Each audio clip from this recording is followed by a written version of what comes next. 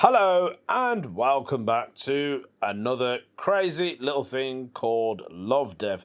This week we've got a proper mixed bag of sweets. We're talking about why Americans call every African American, even when that doesn't always make sense. Then we've got a confession from a firefighter who saved a drug dealer's life, then apparently charged him $2,000 for a service fee. We've got a British problem involving public pianos. Also, a chat about a recent gig I did, and it was one of the strangest mixed audience I've seen in a long time. I'll give you an update on my fundraiser for my friend Griff, and in the weird news, let's just say somebody got in trouble over just a pair of googly eyes. Let's get straight into it. Episode 219, African American.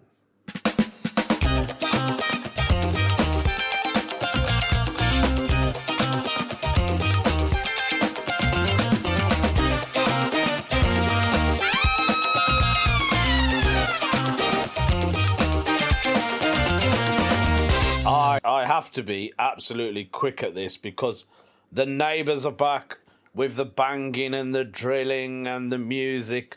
I was in the garden, I put my speaker box out because they were drilling. I thought, I can't even record a podcast now because there's going to be loads of noise in the background and there is absolutely no point me doing this. So I thought, let me chill in the garden. I was chilling in my garden. I've got one of those big JBL sound boxes and I was just playing my music, listening to a bit of hip-hop. You know I love my hip-hop. And they decided, no, we're going to play our music as well. So on top of that, they had their banger music going on in the background whilst I've got mine on. And I was like, oh, God, really? Maybe they're not a fan of hip-hop, God knows. Now that they've gone out, and I thought, right, quickly get this podcast, quick, get it in before they come back. It's Neighbours from Hell. It feels like it's going to be Neighbours from Hell. Who knows? Hello, everybody. How are we? Hope you are all good in the world, wherever you are. You guys are everywhere. I've been looking. I got Finland. I got somebody in Japan. I really want to know, who is this person listening from Japan? I've also got somebody in Thailand as well. Thailand, Malaysia. You guys are everywhere. You are, man, you don't know how much that means to me. You are regular listeners. As soon as my episode drops, everybody knows what time that drops, what day it drops. Instantly downloaded. Thank you so much. I have been busy, as always. I say busy. I've been taking it easy now. The house is completely finished. Yay! My carpet is in. Just need a sofa now, and that's it. Everything else is done. I don't need to touch it again, but it doesn't stop me from buying more stuff. I don't know why. I end up buying more stuff. I bought a projector the other day. I've been looking for a while for a projector because I thought, I don't have a television in my room. Sometimes the kids will hog the TV. They'll be watching their series or cartoon or a movie, and then the wife will want to watch her Bollywood movies. So I don't really get a chance to get hold of the television. I mean, I could watch something on my computer, but yeah, you can only sit for so long on a computer desk. So let me get myself a projector. I bought one, a Xiaomi projector. Some of you probably going, never heard of this company, Xiaomi. Who are they? They've been going for a good few years now. They sell mobile phones and now they do everything. They do TVs, they do fridges. I think they're making a car now. They're making an electric car. They are the third best seller in the mobile industry, believe it or not. So they are third. They are decent phones. I've got a Xiaomi phone myself. I've been using them for ages. And I asked ChatGPT, I said, what's the best projector on a budget? I don't want to spend too much. And they recommended the Xiaomi one. So I bought that. Now that I've got that, I thought, right, it's a 120-inch projector. What do I need for it? I need a screen. I bought a 120-inch screen with a stand, right? And I thought, yeah, that'll be all right. We can watch it inside. We can watch it in the garden. I set it up yesterday just to see how it looks. It is bloody massive, man. I can't believe how big it is. I was like, wow, this is just so... It's like having your own cinema in your house. That's what it feels like. And I thought, oh, it'll be nice to have it in the garden, get the kids out, watch it. As the weather's picking up in the UK, the weather is lovely, man. It's a nice day today. It's quite warm, and it's been warm for the past few days. We've got another week of sun, and you know what? Make the most of it. So I thought it would be nice to have a cinema in the garden. We can just sit down, put a film on, and we can all watch it, and it's like being, it's like a drive-through. That's what it's like. And I've thought myself, today I've decided to do a barbecue. I thought, yeah, we'll do that.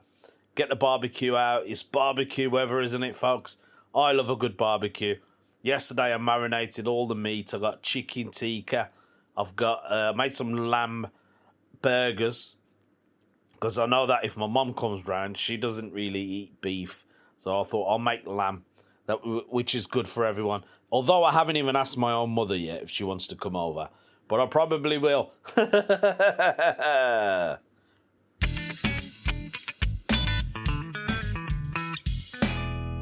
Oh, listen to this, right? Before we do a topic, I was doing a gig yesterday in Manchester.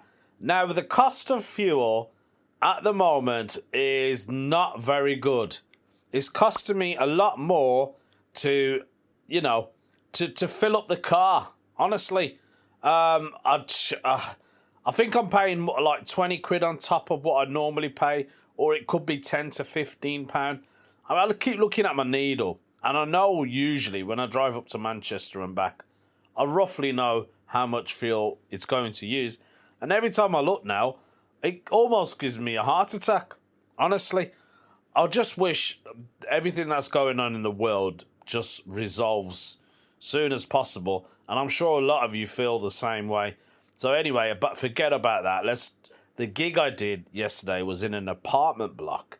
It's one of those posh apartments where they have a gym, they have a swimming pool, and people go there and they've got like a bar and a pub, and they've got everything on their doorstep. They literally just have to walk out of their room, go downstairs and use everything they want. I know, they're all over the world. Manchester's got loads.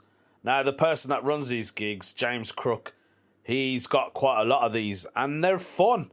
I've done a few of them in different places, and they have been a lot of fun. It feels like you're doing a gig on a cruise ship. That's what it feels like. It's very corporate vibey. So I did one yesterday, and I think a lot of the audience members are not UK born. So they're obviously from abroad. They obviously work in Manchester. And it was a little bit tough at the beginning. I think a lot of it was to do with the cultural references. There was a few English people in, and they got a lot of the jokes, but some of them went over people's heads.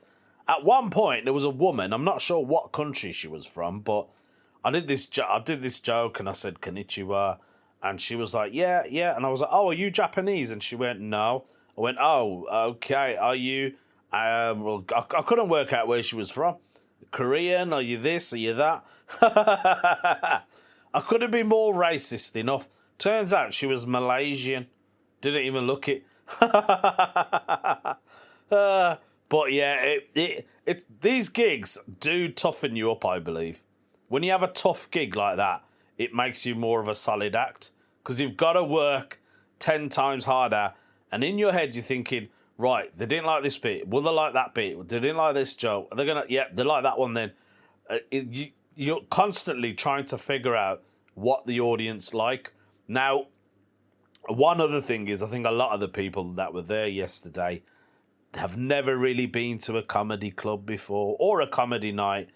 And this was kind of like, it wasn't really in a separate room. So as soon as you walked into the apartment, the tower block, should we call it, you got the reception desk, and then right on your left-hand side is like a little sitting area, and that's where it was. So it was literally open. There was no wall or anything. So people could come in and out. They could watch for a bit and then they could go if they wanted to. It was like that. So I don't know. I mean, at one point I saw children in the room and they were walking up towards the stage and I thought, oh my God, there's kids here. But that's not going to stop me from doing my material. Honestly, it's not. Right, let's do a topic, guys. Before the neighbours start banging on the walls again, it's time for No Stupid Questions. No stupid, no stupid, no stupid, no stupid questions. No stupid question. Yep, it is a no stupid question time. Posted by somebody called No Medium. So they're probably not a medium. There could be a large, could be a small, could be extra large. I'm not sure what type of medium they're talking about. Could be the spiritual medium. What is their no stupid question? The use of the term African American. What is it about the term African American? It's funny that, because we don't have that saying in the United Kingdom, do we? I don't think we do. Do we ever say African Britishman or African English? We don't really use that term. It's only the United States of America that does that. What is No Medium's no stupid question? Why in American cop shows and the like, all are black people referred to as an African American?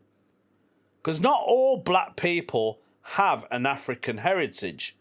You are right. And not all black people that live in America are American. So when a witness says they saw an African American male, do they just mean a black man? That is a very good question. It's not a no stupid question. It's definitely not a stupid question. It is a very good question.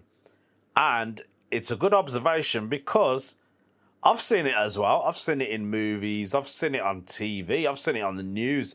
It was a 5'6" African American. How do you know he's African? Is it because he might have had an African ancestry background? Or is he... Or are all black people known as to be African? Because not all black people are African. I've got friends who are Jamaican, Barbadian, and African, Nigerian, and I don't know, man. Maybe that is the term African American. That's like saying all South Asian people are Indian American. Do you know what I mean? When they can't be, because some of them are Pakistani, although Pakistan and India used to be one country. Bangladeshi American. It's a good question. I don't know. Maybe it's just... is it a cultural thing now? It's what happens in America, or... I'm really not sure. She has put an ETA. Thank you for all the educational and thoughtful answers. I will now go back to finding out who done it. So she's trying to work out who's done it. I mean, there could be a him. I don't know what they are. Why do Americans use the term African American? It's a very good question, to be honest with you. I don't really know the answer, but I am going to ask our trusty friend, who we haven't heard in ages, Chat LGBT. Like I said, the drilling has started, so I will talk a little bit closer into the microphone. Hopefully you can't hear that in the background, but I can. I've asked Chat LGBTQ, why are black people called African Americans in the USA when some of them are probably not even African, but they still use the term African American? Let's press send and see what Chat LGBTQ has got to say about this. The term African American became common in the US as a way to describe Americans with ancestral roots in Africa. Now, that's what I said earlier on. Particularly descendants of enslaved Africans brought to the US. It gained popularity in the late 20th century, because many people felt it emphasized heritage in the same way terms like Irish American or Italian American do. That said, your observation is fair. Well, it's not mine. It was what was the name again? No mediums. It was theirs. Now, here are some reasons why it may be called that. Many black Americans prefer black rather than African American. Some are recent immigrants or descendants of immigrants from places like the Caribbean, Latin America, or Europe, but may not identify as an African American specifically. Some white Americans are technically African-born immigrants also. For example, white South Americans, which shows the term isn't a perfect literal descriptor. Now, in practice, black is often the broad racial descriptor. African American is more specific and often refers to the historical ethnic cultural group descended from enslaved Africans in the US. Language around identity can vary a lot by person and context, so many people simply use whichever term individuals or communities prefer. So that is the reason, no medium, of why in the US they use the term African American. No stupid questions from no medium. Right, at the moment it feels like I have to stop and start this podcast because every time I try and do something there is a really loud drilling noise, so I'm going to keep cracking on, guys. Let's do a confession. Confession from the Reddit forum. This one is put up by somebody called Dangerous Show. I like that. That's a very good username. Dangerous Show has a confession. I took about 2K on a drug dealer that overdosed. I was the first on the scene as a first responder. So you went to help someone who's a drug dealer who was overdosed. You saw $2,000, I'm guessing, and you thought, I'm going to have that. Let's see what happened. Dangerous Show says, I am a firefighter, and about 2 years ago, we got a call to a house for an ambulance assistance. But we got there first, and we walked in, and there was 2 guys on the sofa, passed out. We coped very fast. It was a heroin overdose. So we needed Narcan to reverse the effects of heroin. My colleague went out to the truck to get some. And me and another guy stayed. I noticed a wallet on the table full of money. Soon as I had the chance, I put it into my trouser pocket before anyone saw it. There was 2K in it. I feel kind of bad, but we saved their life. Now that is a proper confession. Dangerous Show. Do you know what? Were they were they proper drug dealers? If they were, then I don't feel bad at all, to be honest for you, mate. You work hard. You're a firefighter. You're always putting your life at risk to help others. These guys have put you in that same risk by overdosing. First of all, why did they call a firefighter? Was there, or was it because you had to get into the house? Being a firefighter, you guys can do all that, can't you? Because I'm trying to work out why they called you out, but now I understand. Okay. Do you know what? Yeah, I don't feel bad at all for you, mate. You have took money from people who put drugs into the streets, which has an effect on other people, and it just carries on like a big, massive domino effect. You taking 2K off them is what you should have deserved anyway for helping them and hopefully keeping them off the street. Do you know what? I don't really care, mate. That 2K, do not even feel bad about it, because that is a proper confession. I love the fact that you've confessed online. Nobody has to know who you are. Luckily, hopefully, one of your colleagues doesn't read this and go, "Oh, I remember this." Do you know what? Don't feel bad. Treat yourself. If anything, if you feel bad, maybe give a little bit of that money to pick like rehab, some kind of charity that helps people get off drugs. If you feel bad about taking it, mate, I bet you there was a lot more money than that in that house, probably. There's probably loads of money in there, and I don't feel bad for you. And do you know what? That's a very good confession. Well done to you.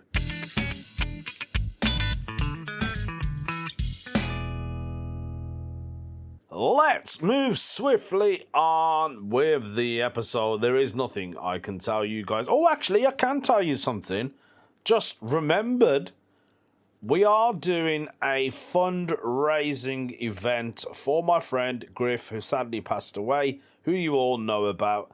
Now, his funeral's on Tuesday, and I've got to do a speech on the day. I've never done one before, but I have wrote it. A lot of my friends are saying to me, it's going to be tough, you standing up there and speaking on behalf of us and, you know, just saying your own thoughts. It will be tough, but I am honoured to do it because he was a very close friend. So I think it'll be a nice send-off for me to say something. Of course I miss him. I still think about him now and again. Still miss my phone calls. Yeah, man, he would be proud. He would be proud on his funeral day. I'm sure he will. There are so many comedians coming. There are loads of people will be there. I think there's going to be thousands of people at his funeral, which he deserves. But on another note, I did want to mention this. We are doing a comedy gig for Griff at the Glee Club in Birmingham on Tuesday, June the 2nd. The lineup is fantastic at the moment. We have Josephine Enright, who will MC, Andy White, Annette Fagan, Jojo Chinaski, Doug Carter, and myself will be on the lineup. All of us are very close friends of Griff, so we're all honoured to do a gig for him, raise some money, and hopefully donate it to the family to put towards the funeral costs, because funerals are not cheap, are they? So that is on June the 2nd. So put that in your diaries, guys. If you can't make it, just share it with some of your UK friends. If they live in Birmingham or surrounding areas, even better. If they're happy to travel, however far it is, yeah, please come down. We'd love to have you there. We'd love to fill out the room. We are selling tickets already. We've sold quite a few, so I'm not sure how many seats are left. But get that in while you can.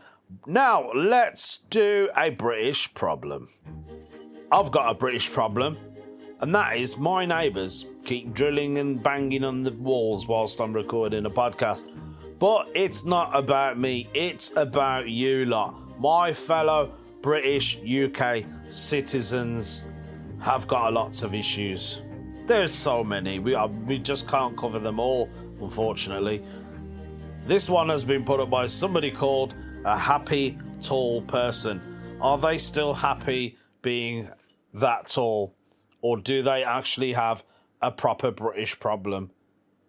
Public spaces providing pianos for people passing by to play is all well and good. However, they should also provide handy buckets of water balloons to deter parents who let their darling angel just smash up randomly at the keys for 15 minutes. I don't know where this public piano is of yours, happy tall person, but in Birmingham, I'm sure there is one somewhere that the public can use. I haven't yet found one, but I have seen videos of people play them. You know, on TikTok and stuff, you see people randomly playing a piano, pretending they can't play it, but they can play it. But I've not yet seen, I haven't seen one, so I'd love to know where your piano is, your outdoor piano. What city is that in, or town, or village, or wherever it is? But yeah, I haven't had that problem, so I can't really relate to it, unfortunately. He has got more on this. Happy Tall Person is saying, if your kid is 2 lessons in and can only manage the famous bit from Ode to Joy, then that is good. Have at it. Let them play badly or good. Just smacking the keys. Teach them they are not the centre of the world, please.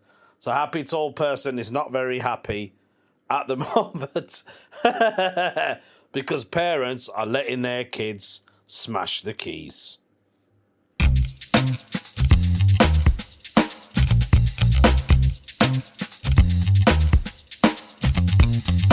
Halfway through, when I was recording this podcast, somebody tapped on my window and I was like, who the hell is that? I thought maybe it's my mom. She's usually the person who does that. It was my neighbour who wanted me to fix his bike. Now, he comes to me all the time.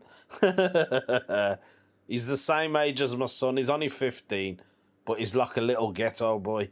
And he's like, love, Dev, can you sort out my bike for me? The last time I fixed his brake or something. I fixed something on his bike, and now he's come back and he's like, can you fix my handlebars to keep moving? So I've just sorted that for him. That was my British problem. Does anyone help their neighbours' kids with their bikes? That's probably a very good question to ask. Maybe I should put it on British problems. Now, let's do a weird news story because, as I said, I've got a lot of stuff to do today. So here we go.